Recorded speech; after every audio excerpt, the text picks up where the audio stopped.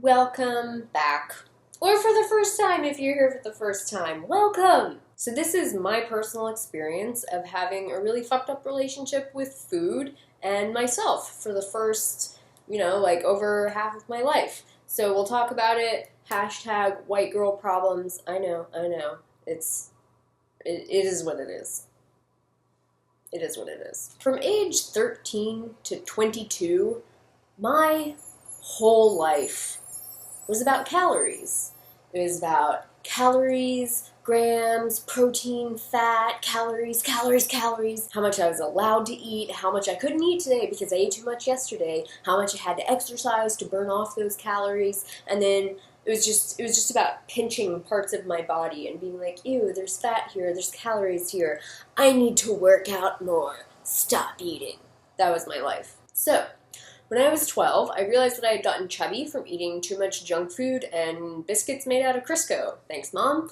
So I went on a diet and I started exercising. It was amazing. I was eating so much healthy food. I was drinking plenty of water. I was working out every day and it felt great. And I just easily lost a significant amount of weight. The only problem was that being skinny didn't transform my life the way I had assumed it would. I didn't automatically become one of the popular girls. In fact, most of my friends decided not to be friends with me anymore. My interests in nutrition and exercise just didn't align with my peers' interests anymore either. And boys, they weren't flocking to be my boyfriend. My family was still a fucking mess. The only change there was getting increased hate from my perennially jealous sister. Really struggle with that word, perennially. I don't know why I decided to say it. Essentially, I felt great. But life still fucking sucked. I was still depressed as fuck. Yet, since this was the case, I couldn't face what was really going on in my life. It just became a matter of I wasn't skinny enough yet. Now into low-carb diets.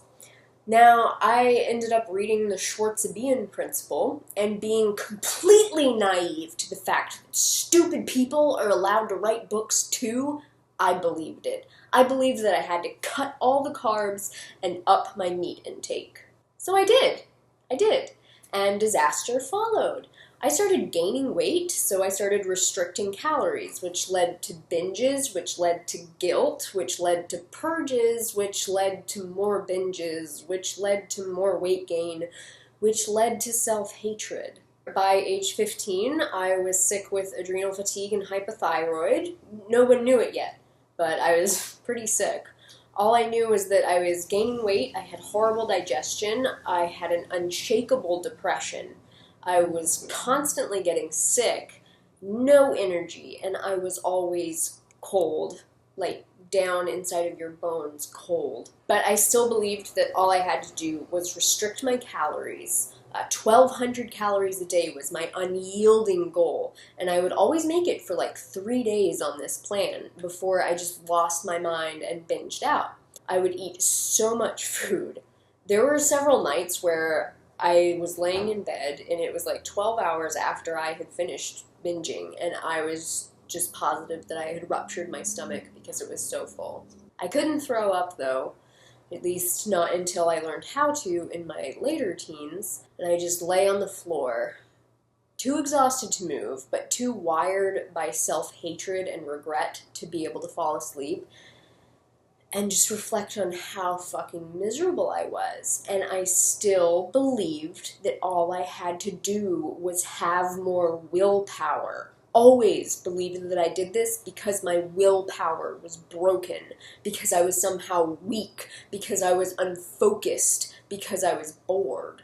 But it was never a lack of willpower. It was a lack of calories and fuel for my body, because when I was under eating so much, my brain was going crazy because my body was in semi-starvation mode, so it was making me obsess about food. There was no way around that when I was starving myself. And so the binges, they always come. They always inevitably come because you are starving.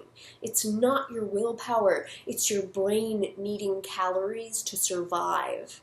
Finally, in my later teens and once I had moved out of my mom's house, I started getting interested in nutrition and health again.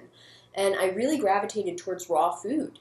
So I started eating kale and avocados and Himalayan sea salt like they were fucking going out of style. I think just eating real food and keeping it down helped my health because I really started to feel better. Although learning anything real about nutrition kind of proved difficult since people who talk up the benefits of raw food, like David Wolfe and other idiots who claim to be fucking breatharians, are often fucking stupid. But I did like the idea of calorie restriction. Because my main goal here was still to get skinny as a fucking rail, the only change being that I was using healthy as a way to get there. And the binges returned, the purges returned, the self-hate at my lack of willpower returned. And this time it was worse than ever because I had already gone through one cycle of thinking that I'd beat it and hoping that I had beat it, and I hadn't.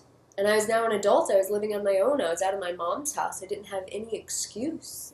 Then I found high-carb raw food, and it was a huge improvement. I would even go as far as say that it was a complete healing in regards to my hypothyroid, adrenal fatigue, weight gain, that calorie obsession. But the purity involved with 100% raw pushed me back towards caloric restriction again. Not on purpose, but just because it was so difficult to get in enough calories on raw food. And that calorie restriction led me back to binges and guilt, and purges, and more self-hate, more illness, and just more agony. And so I finally saw a therapist. And it only took me 6 months seeing her to admit what I was doing with food. I know. White girl problems. I felt like there were two versions of me. One was smart, logical, succinct, basically a badass who could manage the shit out of her life. And the other was this whiny, weak, infinitely pained, crazy thing that would take over my body whenever anxiety got anywhere near me. I really hated that undercarbed version of myself. I thought she was completely fucking useless. A real dumb bitch. There were times when I'd be like scarfing something down, always standing in front of the open fridge, and I'd be thinking, Lily, what are you doing? Walk away. Just put it down and walk away. What? No, what are you doing? Stop! Stop it! What are you doing? But I just keep eating and eating, bite after bite, no chewing, no taste, completely dissociated from what I was doing. I was feeling nothing. And it was beautiful. It was empty. It was completely numb. My body was calm. My body was calm. And that was a feeling that I couldn't get anywhere else at that time in my life. So once my stomach was just about ready to burst, I'd snap out of it and the reality would sink in, that I had just eaten thousands of calories of pretty crap food. So I'd chug some water, do my best hollow-backed handstand, thanks yoga, and puke it up. My throat would be raw and swollen, capillaries in my eyes would have popped, my electrolytes were just shot to shit, and I'd feel that flutter in my heart. My stomach would only be half empty, and I thought that bulimia would keep me skinny, but it didn't. I gained like 40 pounds in the blink of a fucking eye. To put it lightly, I was devastated and exhausted. My life was just falling apart, and I was grabbing at happiness like a mad woman, and I finally ran out of stamina to keep fighting. For the first time in 13 years, I stopped fighting the depression, and I sank deep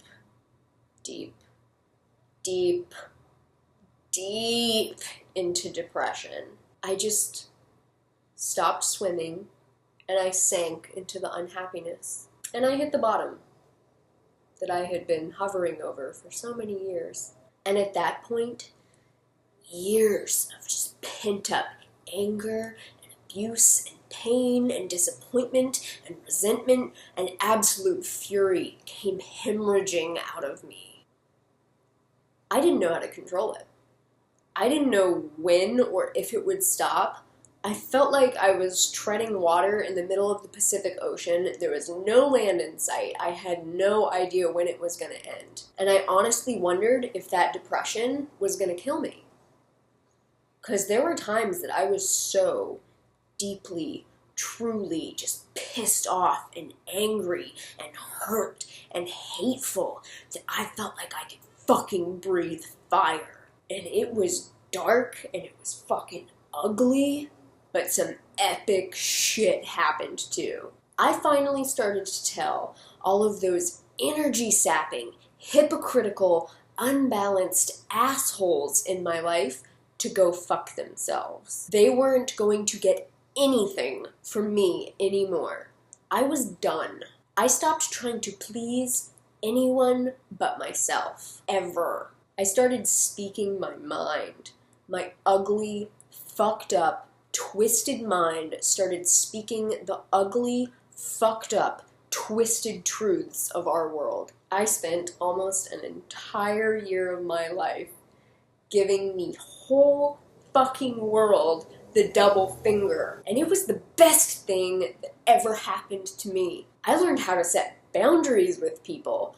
And I realized that you have to have very forceful boundaries with the most dangerous people, since they're always the ones that claim to have your best interests at heart. I learned to speak my mind, and I learned that other people love authenticity, that they flock to it and they drink it up like it's fucking sugar water in the desert. I learned how to say yes to happiness that was disguised as possible failure, and I learned how to say no to future pain that was dressed as brilliant opportunities. I learned how to tell men that I had flirted with to stop touching me. I learned that the self-satisfaction I was taught can only come through the approval of others was always mine to have, regardless of anyone's external approval. I learned that I can feel miserable and hopeless, but still choose healthy food. Because there's nothing worse than feeling psychologically miserable and physically miserable at the same fucking time. I also started to feel a much more genuine compassion for people who were struggling, like I was. But I also lost patience for running them around in circles of bullshit advice and empty hope and techniques that don't fucking do anything. I learned that most people are so bound and encumbered by anxiety, addictions, fear, and worrying about what other people think of them that they are incapable of making reasonable choices. This makes them look stupid. And don't get me wrong, there are a lot of genuinely and simply fucking stupid people out there, and I lost my patience for both. Because patience equals excuses, and excuses equal lies, and lies equal prolonged pain, and I don't have time for that. So let's just be fucking honest, like from the depths of our hearts, honest, and accept the consequences of that honesty. Because the consequences of true honesty are always more fortifying to yourself than conceding to others in order to please them. I also learned how to feed the fat, flabby, what I considered fucking disgusting body that I had produced healthy food. I learned how to take care of it and treat it like you would a cherished pet. So I would feed it and give it all of the inputs that it needed, and I gave it the healthy vegan food that it wanted. I learned to feed it enough calories, always over 2,000, mostly from clean carbs. I learned how to eat what I liked to eat and balance that with accepting the consequences of my food choices. So I eat raw food because I like raw food. I eat cooked food because I like cooked food. I eat salt because I like salt. I don't eat meat because I love animals. I don't eat cheese because I like not having breast cancer. I don't eat gluten because gluten gives me pimples and I don't like having pimples. But that's not restrictive. That's allowing food to be supportive and setting boundaries with the foods that don't serve my beliefs, my morals, or my desires. I've learned how to balance the pleasure of eating while being realistic about the consequences. It's been several years since I went through the activities of having an eating disorder, which was an addiction, which was a manifestation of anxiety, which was my own out-of-control fear that I couldn't fulfill the expectations that other people had for me, that I wasn't good enough, that I wasn't lovable, that I wasn't going to be happy ever. And carrying around those kinds of fears and those kinds of anxieties is an insane burden that will fuck with you in a million different ways. And I had to let that go. And that doesn't mean that life is magical or perfect. It just means that I pay attention to how I'm feeling. And when I'm feeling anxious, I figure out why. Who does that anxiety belong to? What expectation am I creating? And I choose this process instead of numbing out with food. Eating disorders are out of control in our society.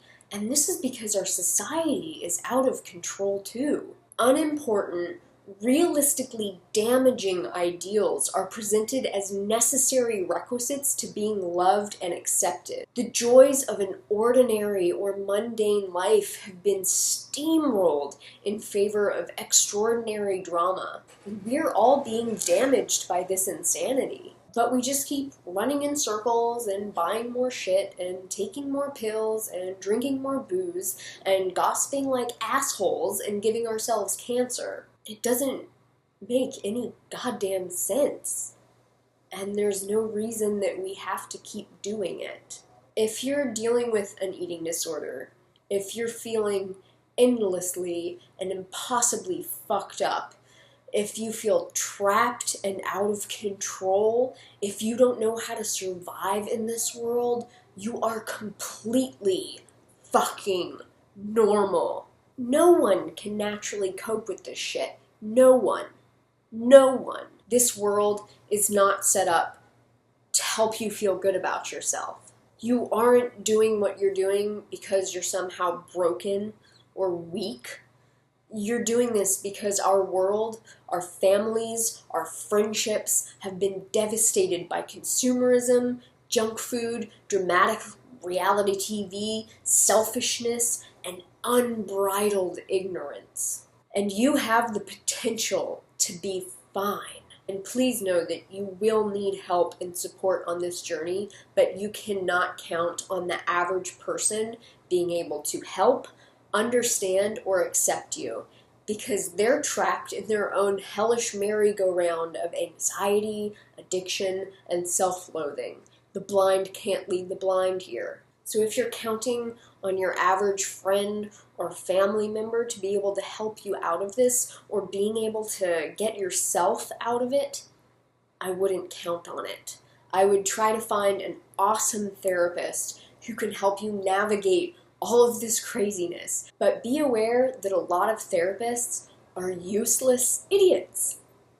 If you go to therapy and you don't feel listened to, accepted, supported, or if they recommend antidepressants, find a different therapist, one who isn't incompetent. You're also going to have to eat real food, and by real food, I mean whole plant foods, especially whole carbs like fruits, grains, potatoes, sweet potatoes, and pumpkin.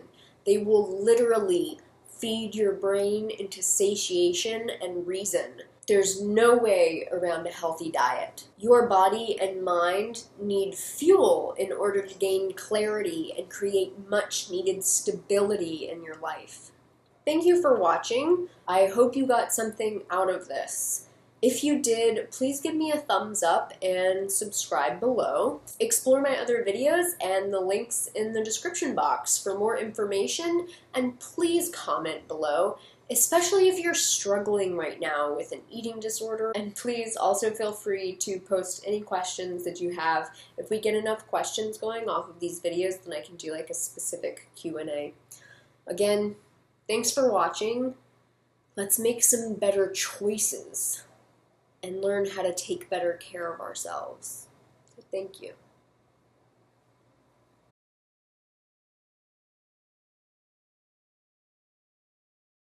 Be kind to yourself. Don't be afraid to get mad.